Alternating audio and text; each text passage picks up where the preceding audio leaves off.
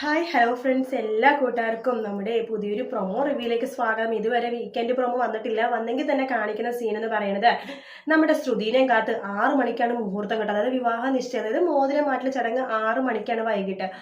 അപ്പൊ 5:50 ശ്രുതിനെ കാണുന്നില്ല. അമ്മയൊക്കെ വളരെ ടെൻഷൻ അടിച്ചിരിക്കണം. ശ്യാമാണെങ്കിൽ വിളിയാണ് ശ്രുതി ആണെങ്കിൽ ഫോൺ എടുക്കുന്നേ ഇല്ല. ആ സമയം വേറൊന്നുമല്ല, ശ്രുതി അമ്പലത്തിലായിരിക്കും കേട്ടോ.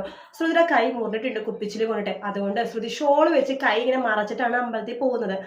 അമ്പലത്തിൽ പോയി പ്രാർത്ഥിക്കുന്ന സമയത്ത് ശ്രുതി പ്രാർത്ഥിക്കുകയാണെങ്കിൽ ഒരിക്കലും എനിക്ക് അശ്വിൻ സാർ അവനെ കാണാൻ ഇടവരില്ല ഭഗവാനെ, എനിക്ക് നല്ലൊരു ജീവിതമാണ് കിട്ടിയെന്ന് അമ്മയൊക്കെ പറയുന്നത്. അതുകൊണ്ട് ഇനി ശ്യാം സാറിന്റെ ഭാര്യയായിട്ട് തുടരാനാണെന്നുണ്ടെങ്കിൽ അത് നല്ലൊരു ജീവിതമായിട്ട് എനിക്ക് അത് മുന്നോട്ട് കൊണ്ടുപോകാൻ പറ്റണേ എന്നൊക്കെ പ്രാർത്ഥിക്കണം. അത് ശ്യാമായിട്ട് ജീവിക്കാവുന്ന രീതിയിൽ ശ്രുതി ആ തീരുമാനത്തിലേക്ക് എത്തുവാണ്. പെട്ടെന്നാണ് ഒരു കാറ്റ് പോലെ വരുന്നത്. ശ്രുതിക്ക് അപ്പോൾ മനസ്സിലാവണം അശ്വിന്റെ പ്രസൻസ് എവിടെയോ ഉണ്ടെന്ന്. ശ്രുതി തിരിഞ്ഞു നോക്കുമ്പോൾ അമ്പലത്തിൽ എത്തിയിരിക്കുകയാണ് അശ്വിൻ കേട്ടോ.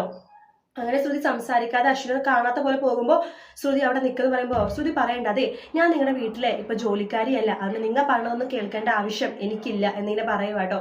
അതിനുശേഷം അശ്വിൻ പറയും, എനിക്ക് നിന്നോട് സംസാരിച്ച് പറ്റുന്നുണ്ട്. ശ്രുതിനെ പിടിച്ചു നിർത്തും, 2 കൈയിലിനെ പിടിച്ചിങ്ങനെ നിർത്തും. അമ്പലത്തിൽ വന്ന ആൾക്കാരൊക്കെ ഇവരെ തന്നെ ശ്രദ്ധിക്കും കേട്ടോ. കാരണം ശ്രുതിനെ അശ്വിനെ പിടിച്ചു നിർത്തിയിട്ടാണ് ഇങ്ങനെ സംസാരിക്കണത്. അതിനുശേഷം ശ്രുതി പറയും, ഞാൻ പറഞ്ഞില്ല, ഞാൻ നിങ്ങളുടെ വീട്ടിലെ വേലക്കാരിയല്ല, ഇപ്പോൾ നിങ്ങളുടെ ശമ്പളക്കാരിയല്ല, നിങ്ങൾ പറഞ്ഞതൊന്നും എനിക്ക് കേൾക്കണ്ട, നിങ്ങൾ ജസ്റ്റ് വഴിപോക്കം മാത്രമാണ് എന്നൊക്കെ പറയാണ്. അശ്വിൻ പറയും, ശ്രുതി എനിക്ക് നിന്റെ സംസാരിച്ചേ പറ്റൂ എന്ന് പറഞ്ഞിട്ട് ശ്രുതിയുടെ കൈ പതുക്കി ഇങ്ങനെ നോക്കുക കേട്ടോ. ആ സമയത്ത് ശ്രുതി ഇങ്ങനെ കൈ ഇങ്ങനെ മറക്കുക കേട്ടോ. അതായത് കൈ ഇങ്ങനെ മുറിഞ്ഞത് ഇങ്ങനെ മറച്ചു വെക്കുമ്പോഴേക്കും അശ്വിൻ ആ ഷോൾ ഇങ്ങനെ മാറ്റുവാണ് കയ്യിൽ നിന്ന്. അപ്പോഴാണ് മനസ്സിലാവുന്നത് ഇവിടെ മുറിഞ്ഞിട്ടുണ്ട്. ശ്രുതി നല്ല രീതിയിൽ തന്നെ മുറിവുണ്ട് കേട്ടോ. അശ്വിൻ ബാൻഡേജ് ഒക്കെ ആയിട്ടാണ് വരുന്നത്, ബാൻഡേജ് ഒക്കെ ആയിട്ടാണ് വരുന്നത്. അപ്പൊ കുറച്ച് മരുന്ന് ശ്രുതിയുടെ വിരലിൽ ഇങ്ങനെ, ഈ വിരലിൽ മാത്രമേ മുറിഞ്ഞിട്ടുണ്ടാവും. വിരലിൽ ഇങ്ങനെ ഇട്ടിട്ട് ബാൻഡേജ് ഇടുമ്പോൾ ശ്രുതി പറയും, ഇതിന്റെ ആവശ്യം എന്ന് പറയുമ്പോൾ നീ മിണ്ടാതിരിക്കുന്നു പറയട്ടെ. ബാൻഡേജ് നമ്മൾ ശ്രുതിയുടെ കയ്യിൽ ഇങ്ങനെ കെട്ടിക്കൊടുക്കുക കേട്ടോ. ആ സമയത്ത് കറക്റ്റ് 6 മണി, അതായത് മുഹൂർത്തത്തിന്റെ സമയം, അമ്പലത്തിൽ ബെല്ലടിക്കണം. അതായത് ദേവിക്ക് നട തുറന്നു, ദേവിനെ ഇങ്ങനെ എല്ലാവരും പ്രാർത്ഥിച്ചുകൊണ്ടിരിക്കുകയാണ്. ആ ശുഭമുഹൂർത്തത്തിലാണ് അശ്വിൻ നമ്മുടെ ശ്രുതിയുടെ കയ്യിൽ ഇങ്ങനെ ആ നൂല്, അതായത് ആ തുണി ഇങ്ങനെ കെട്ടിക്കൊടുക്കുന്നത്.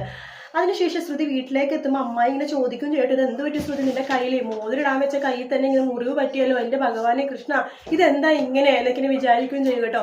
നല്ല സീനാണ് അത്. ഈ സീൻ തന്നെയായിരിക്കും പ്രൊമോയിൽ കാണിക്കുന്നുണ്ടാവും. പിന്നെ അതിനുശേഷം ശ്യാമായിട്ടുള്ള വിവാഹത്തിന് ശ്രുതി സമ്മതിച്ചില്ല. അപ്പൊ അവരുടെ വിവാഹ നിശ്ചയത്തിന്റെ കാര്യങ്ങൾ ഇവിടെ നടക്കുന്നു.